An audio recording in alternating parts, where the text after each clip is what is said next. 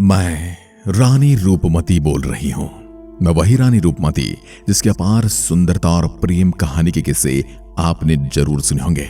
मैं वही रानी रूपमती जिसकी प्रेम कहानी इतिहास के पन्नों में स्वर्णिम अक्षरों में लिखी गई है। मैं रानी रूपमती जिसकी संगीत पर ऐसी पकड़ थी कि कोई भी मेरा संगीत सुनने के बाद बिना प्रशंसा किए रह नहीं पाता था। मैं ही वो रानी रूपमती हूं जिसको पाने के लिए अकबर ने मालवा निमाड़ में लोगों पर सरेआम जुर्म ढाए और कत्ल करवाए, जिसे आज का इतिहास महान बताता है। वह क्रूर राक्षस अकबर सुंदर औरतों की चाह के लिए कुछ भी करने को तैयार हो जाता था। मैं ही वो रानी रूपमती हूं जिसने अपने प्राण त्याग दिए लेकिन कभी अकबर के हरम में जाना स्वीकार नहीं किया। आज मैं आपको मेरी कहानी बताते हुए अकबर के उन करतूतों को बताऊंगी जिसके दंड स्वरूप उसे नरक में भी जगह नहीं मिली होगी। मध्य प्रदेश के मांडू के पास स्थित धर्मपुरी के राजा धानसेन की राजकुमारी मैं रूपमती न केवल सुंदर थी बल्कि एक प्रसिद्ध गायिका भी थी और एक संगीतज्ञ भी थी।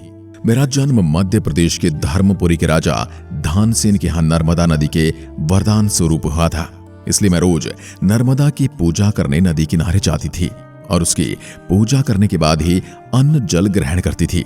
वहीं पर बाज बहादुर जो उस समय मांडू का राजा था, शिकार करने के लिए आया करता था।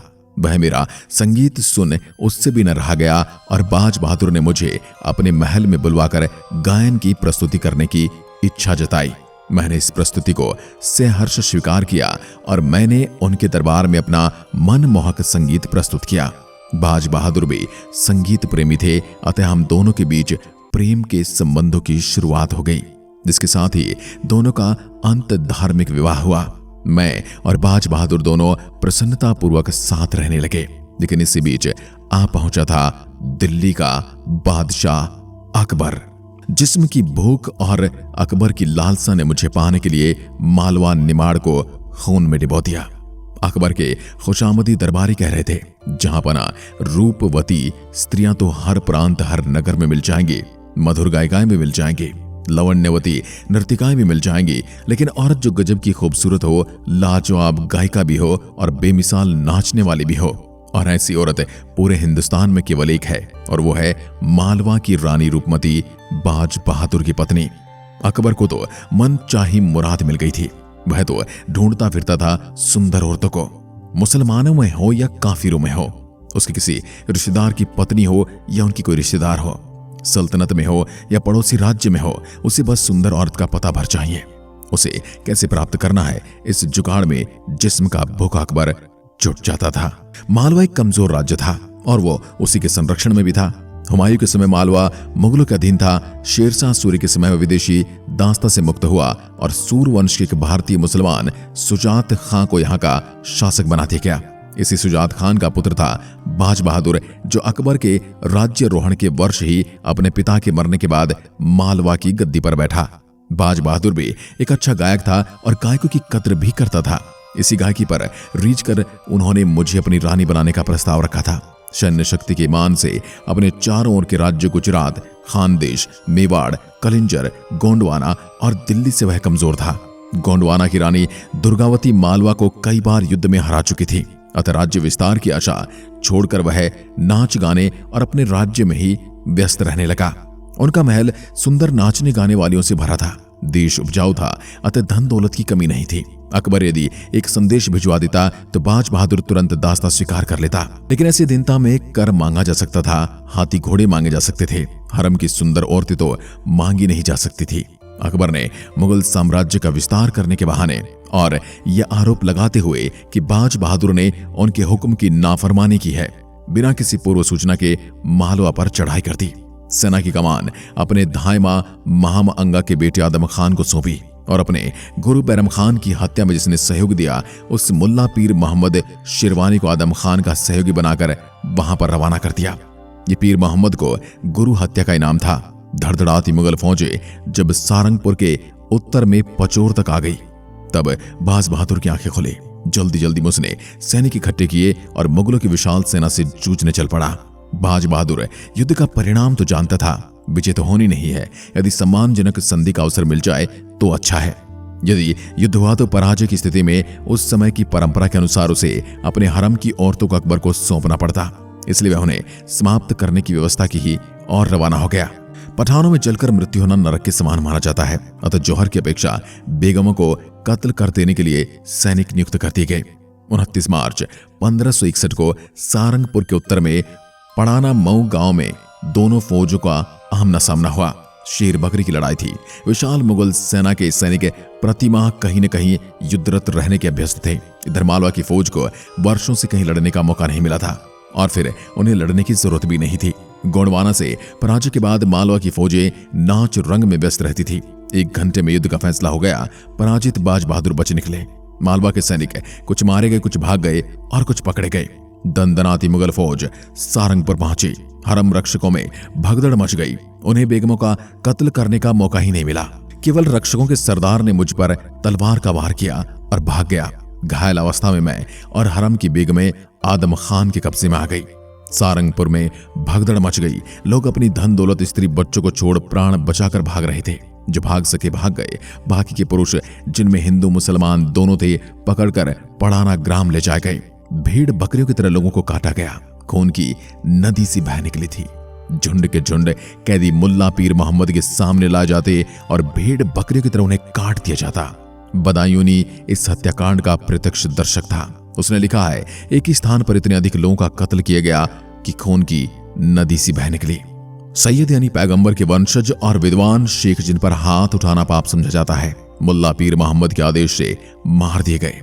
कुछ मुगल अधिकारियों ने प्रतिवाद किया तो मुल्ला पीर मोहम्मद ने कहा, एक ही रात में इतने कैदी कैद किए गए हैं, हम इनके कत्ल के अलावा और क्या कर सकते हैं। उधर मुल्ला पीर मोहम्मद सारंगपुर, पड़ाना और आसपास के ग्रामों से हिंदू मुसलमान नागरिकों को पकड़ पकड़ कर कत्ल करवा रहा था। इधर आदम खान सारंगपुर के घर घर से सुंदर औरतें इकट्ठी कर रहा था। वणिक, महाजन, संभ्रांत कुलों की कन्याएं घसीट घसीट कर महल में इकट्ठा की जा रही थी। मेरा इलाज करवाया गया, लेकिन जैसे मुझे हरम की दासी और अन्य औरतों से पता लगा कि ठीक होते ही मुझे अकबर की हरम में रहना पड़ेगा, उसकी रखैल बनकर, मैंने अपने हीरे की अंगूठी खा प्राणों का अंत कर लिया और मृत्यु को गले लगा लिया। अब सारंगपुर में आदम खान और पड़ाना में पीर मोहम्मद के पड़ाव पड़ गए थे। आदम खान ने लूट का माल, हाथी घोड़े अकबर के पास आगरा रवाना कर दिए, किंतु बाज बहादुर के हरम की वह नगर की चुनिंदा सुंदर औरतों को स्वयं के लिए रख लिया।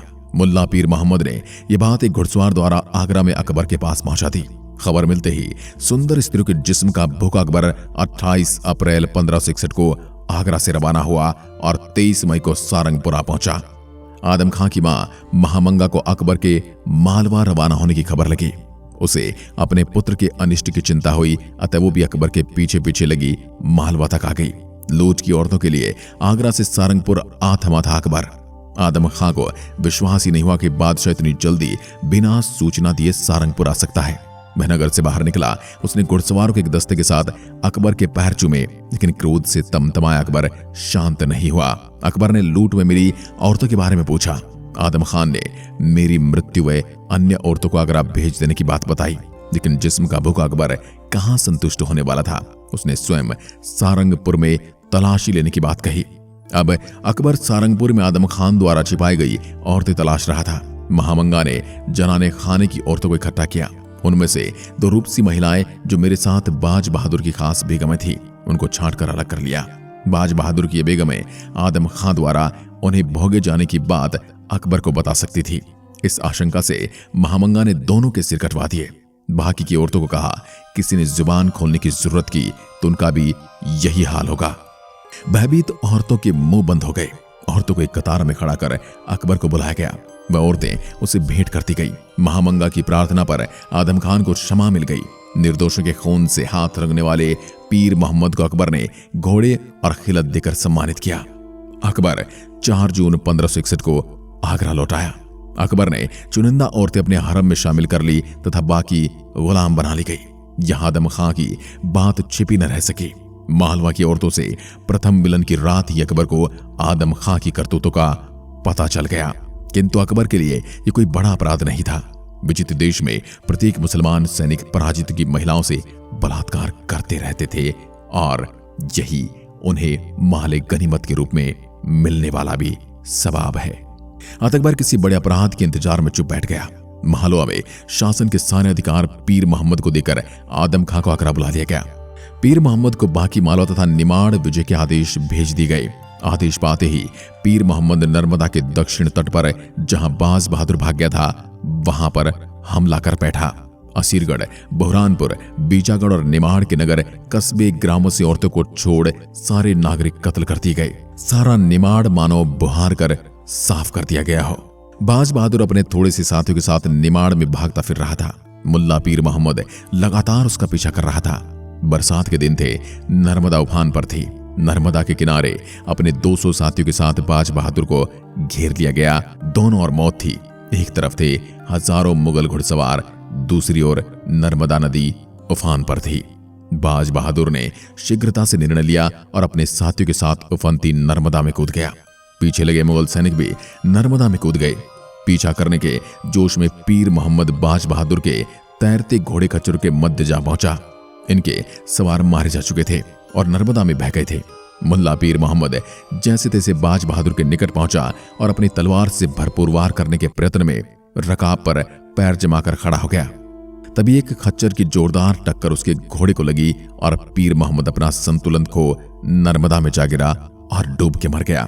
पूरे निमाड़ में एक एक हिंदू का कत्ल कर देने वाले हत्यारे पीर मोहम्मद की मौत पर अकबर दुखी हुआ, ऐसा अकबर ने लिखवाया है और उसके चाटुकार इतिहासकारों ने लिखा भी है।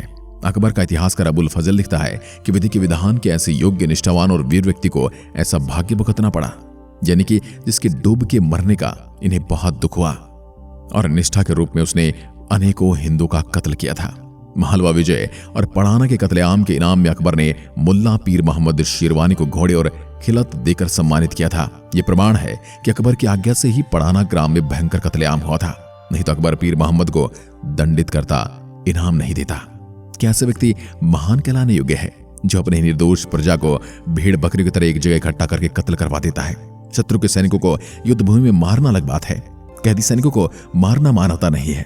फिर निर्दोष निहत्थे नागरिकों का कत्लेआम तो जंगली जातियां भी नहीं करती, जंगली जानवर भी नहीं करते। और इन्हें लोग कहते कि इन्होंने अखंड भारत की स्थापना की थी। मालवा और निमाड़ से दिल दहला देने वाले हत्याकांड में बदायूनी जैसा कट्टर मुसलमान लेखक भी विचलित हो गया था। अकबर ने अपने इतिहास का उदार जिस पीर मोहम्मद की प्रशंसा की है, उस हत्यारे को बदायूं ने नरक में चला गया लिखा है। निमाड़ मालवा में अकबर की परिपाटी के अनुसार मृतक भारतीयों के कटे सिरों से मीनार तामीर की गए। इन मीनारों की ऊंचाई से ही मृतकों की संख्या का अनुमान लगाया जा सकता था। हिंदू तो उनके लिए कीड़े मकोड़े थे, उनके मृत शरीरों की गिनती करने का झंझट कौन उठाए, इसलिए उनकी संख्या कोई प्रमाण नहीं है। यहाँ पर उनके सरों से मीनारें बनाई जाती और ऊंचाई से तय किया जाता कि हमने पिछली बार ज्यादा मारे थे या इस बार ज्यादा मारे हैं। मांडू जहां आज भी मेरा महल बना हुआ है, जो आज भी मेरी प्रेम कहानी के अद्भुत बलिदान की याद दिलाता है। मांडू एक छोटा सा शहर है, लेकिन फिर भी यहां तक वायु मार्ग के द्वारा इंदौर के रास्ते से आसानी से पहुंचा जा सकता है। मांडू का सबसे नजदीकी एयरपोर्ट इंदौर हवाई अड्डा है, जो मांडू से 100 किलोमीटर की दूरी पर स्थित है। इस एयरपोर्ट से भारत के प्रमुख शहरों के लिए नियमित उड़ानें भरी जाती हैं, जिनमें दिल्ली, मुंबई, ग्वालियर और भोपाल शामिल हैं। ट्रेन द्वारा इंदौर निकटतम रेलवे स्टेशन है, जो भारत के प्रमुख स्टेशनों से अच्छी तरह से जुड़ा हुआ है। सड़क के द्वारा मांडू से राष्ट्रीय राजमार्ग और राज्य राजमार्ग दोनों से ही अच्छी तरह से जुड़े हुए हैं। इस शहर से भारत के महत्वपूर्ण शहरों के लिए बसें आसानी से मिल जाती हैं। मांडू, धार और इंदौर से अच्छी तरह से कनेक्ट है। मांडू से इंदौर व धार के लिए नियमित रूप से बसें चलती रहती हैं। कार को भी इंदौर और धार से किराए पर लिया जा सकता है। दोस्तों, ये थी रानी रूपमती की कहानी और शैतान अकबर की वास्तविक सच्चाई।